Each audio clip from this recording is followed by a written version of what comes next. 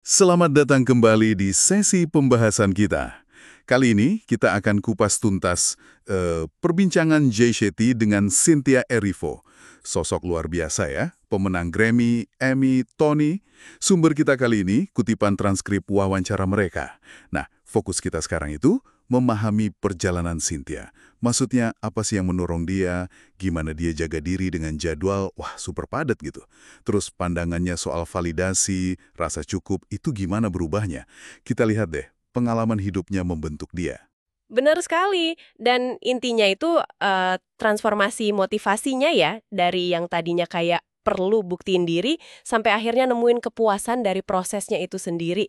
Juga soal, ini penting, disiplin perawatan diri yang ketat banget, sama gimana dia akhirnya nemuin, kendali diri atas hidupnya.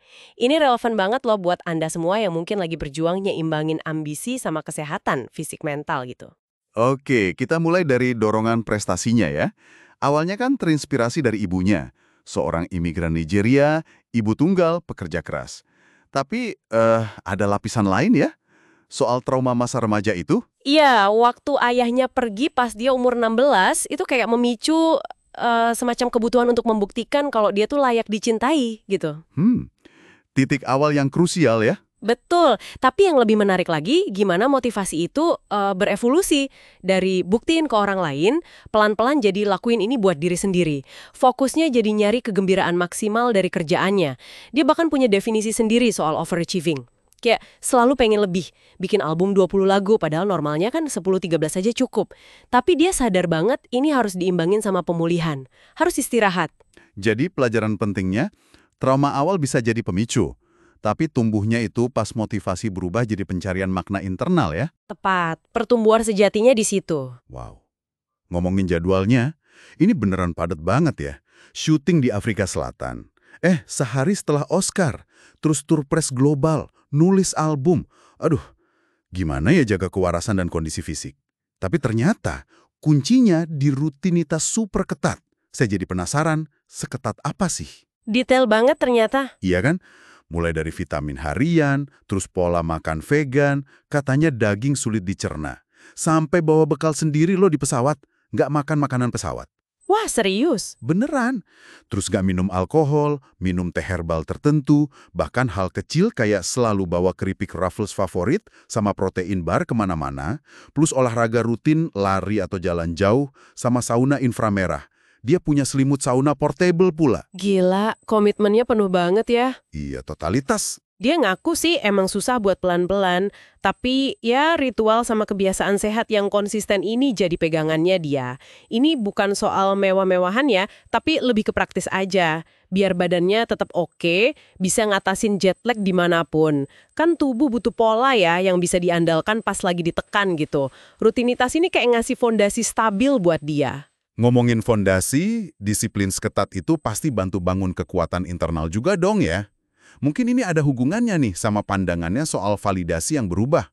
Awalnya kan dia nyari pengakuan dari luar tuh. Tepat sekali, kayak kompensasi pengalaman masa lalu mungkin ya. Tapi dia akhirnya sadar, validasi sejati itu ya sumbernya dari dalam diri.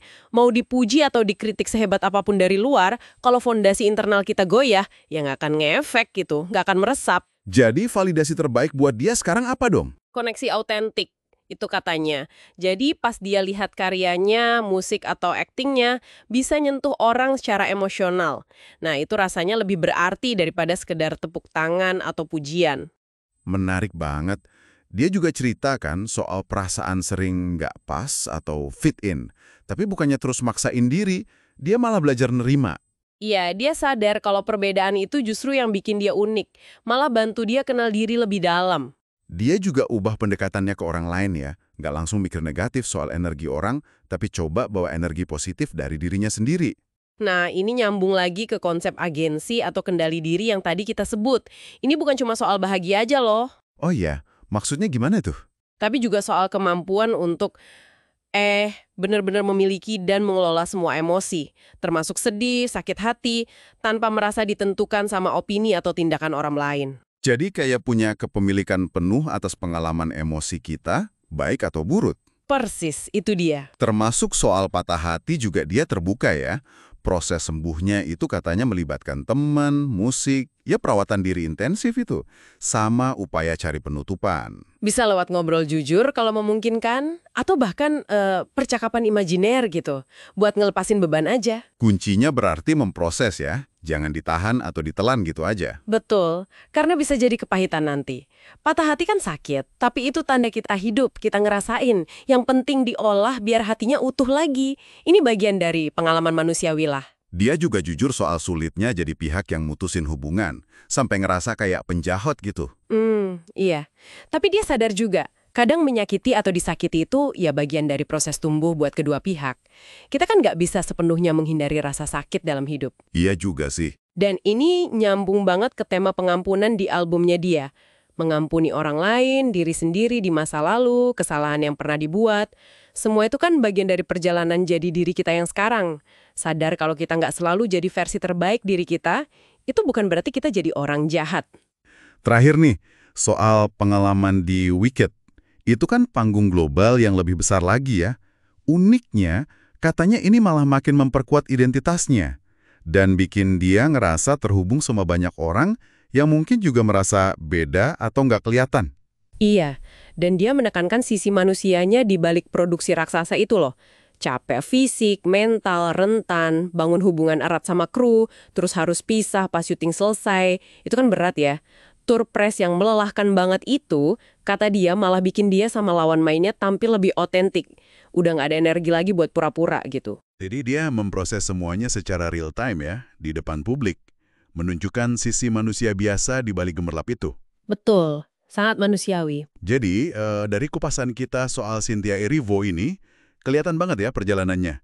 Dari dorongan karena luka, jadi nyari kegembiraan, pentingnya disiplin ekstrim buat jaga diri, sampai nemuin kekuatan validasi dari dalam dan koneksi tulus. Pelajaran utamanya sih soal ketahanan ya, evolusi motivasi, pentingnya pegang kendali atas narasi dan emosi kita, sama penerimaan terhadap semua pengalaman manusiawi, termasuk sakit dan rasa beda, sebagai katalis pertumbuhan. Nah, sebagai pemikiran penutup nih, buat Anda renungkan. Gimana kalau merangkul jalan unik Anda sendiri? Termasuk bagian yang sulit, yang bikin Anda merasa beda atau nggak pas, justru itu kunci yang membuka pintu ke koneksi dan kepuasan yang paling autentik. Kayak Cynthia Erivo yang nemu kekuatannya justru di dalam perbedaannya itu.